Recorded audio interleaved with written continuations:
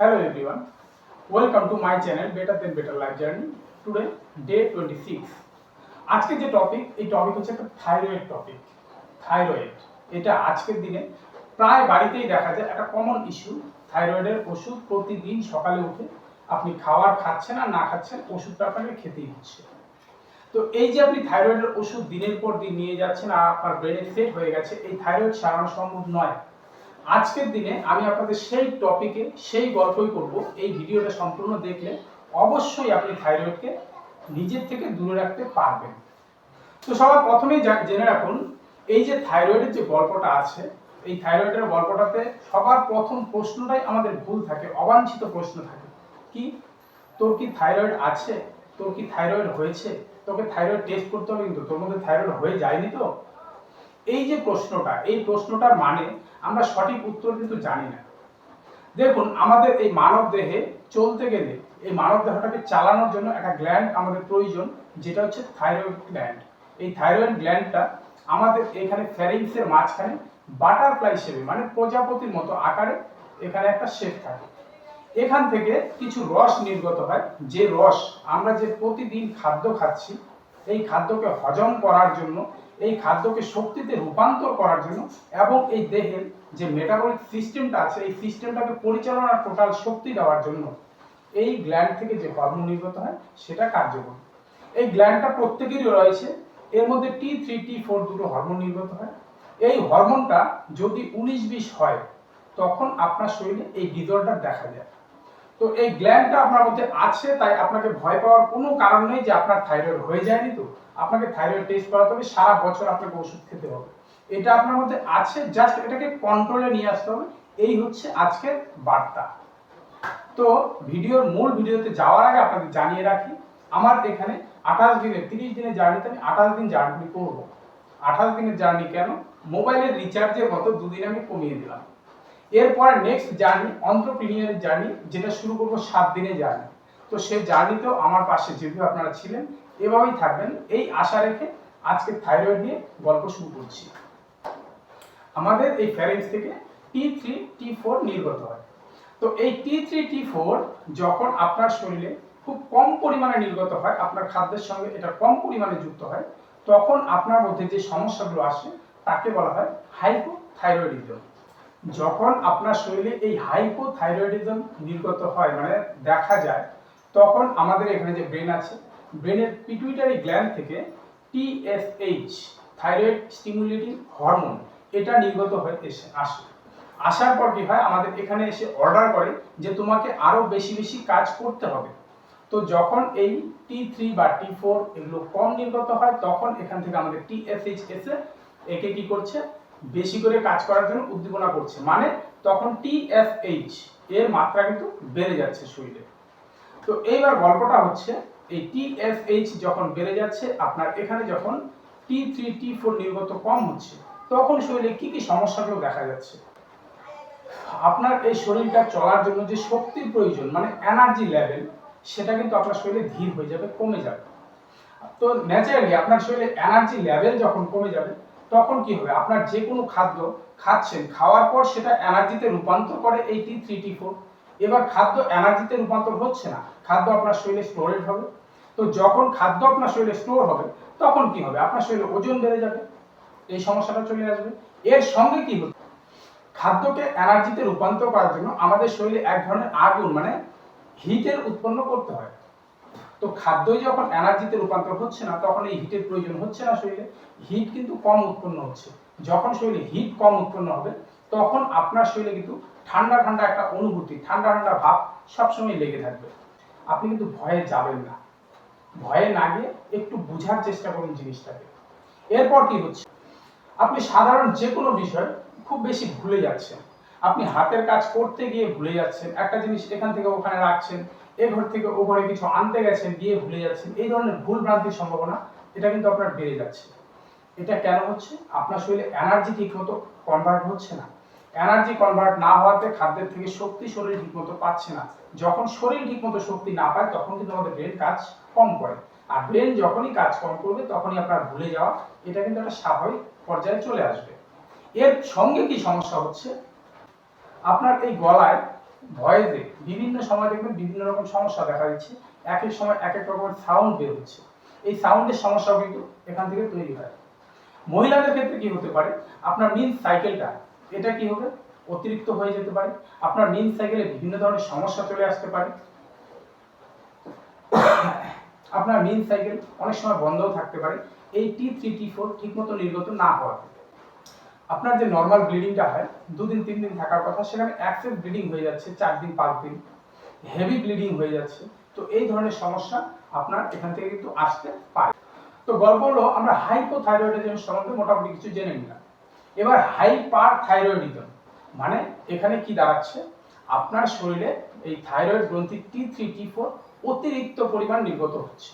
তো থাইরয়েডের T3 T4 যখন অতিরিক্ত নির্গত হবে তখন কি কি সমস্যা হবে, ন্যাচারালি এই সমস্যাগুলো উল্টে যাবে। তো সমস্যা উল্টে গিয়ে কি দাঁড়াচ্ছে, আপনার শরীরের নর্মাল যে মেটাবলিক রেট সেটা কিন্তু বেড়ে যাবে। মেটাবলিক রেট বেড়ে যাওয়ার সঙ্গে সঙ্গে আপনার এনার্জির যে লেভেল সেটা কিন্তু আপনার শরীরে অনেক বেড়ে যাবে। আপনি ঠিক ততটা পরিমাণ প্রোটিন ভিটামিন মিনারেল নিচ্ছেন না, কিন্তু তবুও আপনি ক্লান্তিতে পড়ছেন না, আপনার শরীর ঠিকঠাক চলছে। এবার শরীর যখন আপনার শরীরে খাদ্য প্রপার পাচ্ছে না তবুও আপনাকে শক্তি জুগিয়ে যাচ্ছে, তো সেখানে কি হচ্ছে, আপনার শরীরের ভেতরে যে আমাদের কার্বোহাইড্রেট প্রোটিন ফ্যাট এটাকে শরীরের ভেতর থেকে ভেঙে ভেঙে আপনাকে এনার্জিতে কনভার্ট করে দেবে। এটা যখন হবে অটোমেটিক আপনার ওজন কিন্তু তখন খুব দ্রুত নামতে শুরু করবে। তো আপনার এই ওজন যখন খুব দ্রুত নামতে শুরু করবে, খুব বেশি ভয়ের কিছু নেই, আপনার খাদ্যাভ্যাসে কিছু পরিবর্তন করে নিন। তার সঙ্গে কি হবে, এই যে আপনার এত T3 T4 কাজ করছে, এই যে শক্তিতে রূপান্তর করছে, তখন কিন্তু আমাদের শরীরে প্রচন্ড পরিমাণ হিট উৎপন্ন হবে। তাই আপনি চিকন পাতলা লোক হলেও দেখবেন আপনার শরীরে প্রচন্ড হিট, আপনার একটা ঘাম ঘাম ভাব, মানে শরীরে গরম গরম ভাবটা থাকবে। তো এই ধরনের সিমটম কিন্তু এখানে আসবে। T3 T4 গলায় খুব অতিরিক্ত নির্গত হচ্ছে, এরা খুব অতিরিক্ত কাজ করছে। এখানে যখন এরা অতিরিক্ত কাজ করবে তখন আপনার এই গলার মধ্যে কিন্তু গয়টারের সমস্যা উৎপন্ন হতে পারে।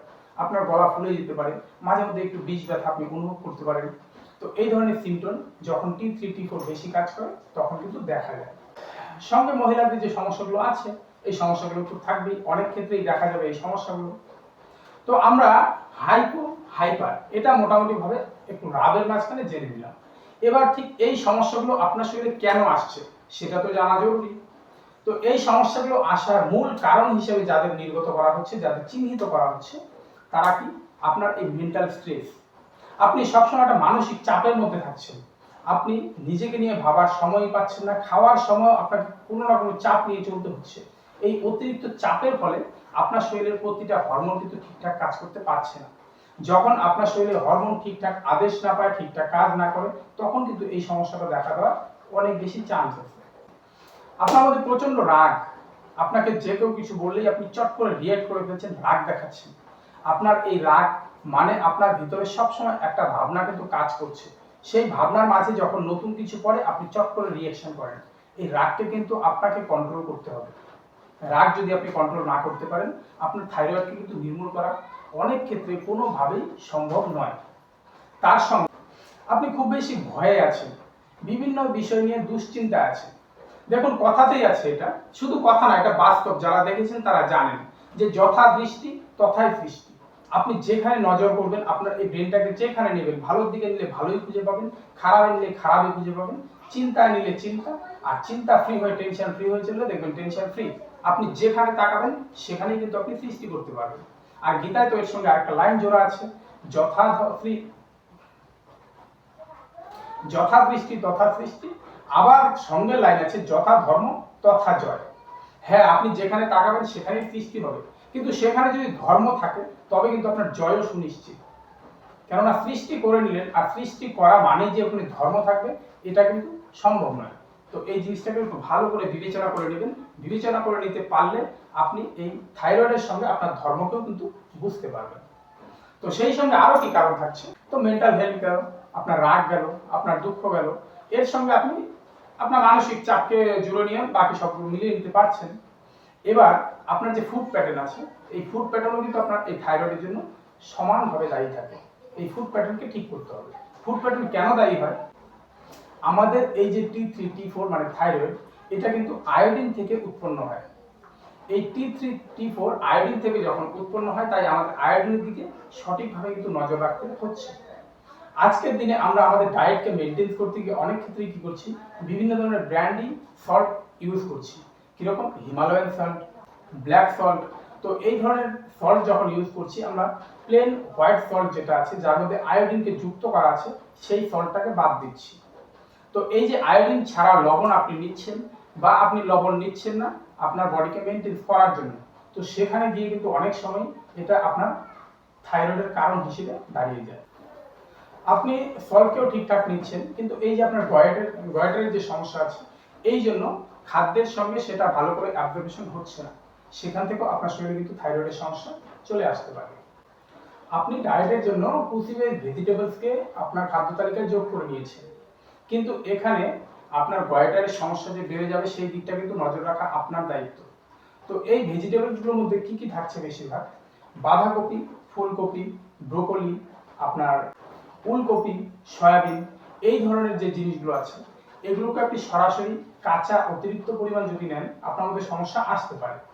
তাই এগুলোকে আপনি কি করে নেবেন? এগুলো কিন্তু আপনার শরীরের জন্য আমার প্রয়োজন। এগুলোকে যদি বাদ দিয়ে দেন, তাহলে আপনার শরীর কিন্তু একদিকে মেটাবলিজম সিস্টেমে খারাপই চলে আসতে পারে।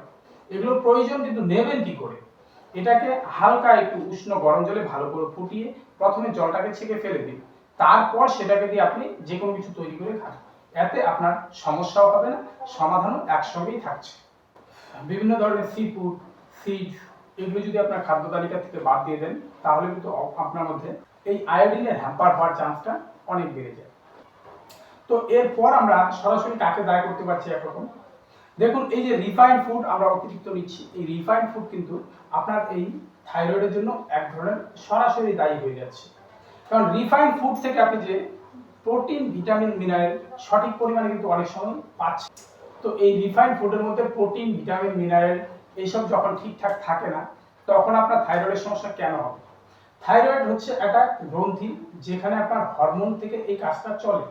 তো সেখানে আমাদের শরীরে যে হরমোনের উৎপন্ন হয়, এই হরমোনের উৎপন্ন কিন্তু হয় প্রোটিন থেকে। তাই আপনার শরীরে যদি পর্যাপ্ত পরিমাণ প্রোটিনের ডেফিসিয়েন্সি থাকে, আপনি যদি রিফাইন্ড ফুড বেশি বেশি করে নেন, জাঙ্ক ফুড বেশি বেশি করে নেন, আপনাদের থাইরয়েডের সমস্যা আসার কিন্তু চান্স অনেক বেড়ে যায়। তো আজকের এই ভিডিওটাকে লম্বা আর বেশি করছি না। তার সঙ্গে থাইরয়েড ক্যান্সার, এই থাইরয়েড ক্যান্সারও একটা খুব রেয়ার বিষয়, এটাকে সবসময় যদিও দেখা যায় না, কিন্তু তবুও এর পরে ভিডিওতে আমি অবশ্যই এটাকে নিয়েও সম্পূর্ণ আলোচনা রাখার চেষ্টা করব। তো আজকে ভিডিওটা লম্বা করছি না। যদি মনে হয় এই ভিডিওটা দেখার পর আপনার কোনো একটু কাজে এসেছে, তো প্লিজ একটি লাইক, একটি কমেন্ট, একটি শেয়ার, সঙ্গে সাবস্ক্রাইবটা আপনি ভবিষ্যৎ প্রজন্মের দিকে তাকিয়ে করে রাখুন। কেননা আজকের দিনে মানব জীবনে মানুষের অস্তিত্ব কিন্তু খুব সংকট, আর সেখানে আপনি প্রকৃত সত্যকে যদি বুঝতে না পারেন, আপনি যদি বিভ্রান্তিতে থাকেন, তাহলে কিন্তু আমাদের বেঁচে থাকা এই পৃথিবীতে দুঃসাধ্য হয়ে যাবে। তো ভালো থাকবেন, আপনাদের সকলের মঙ্গল কামনা করছি। টাটা।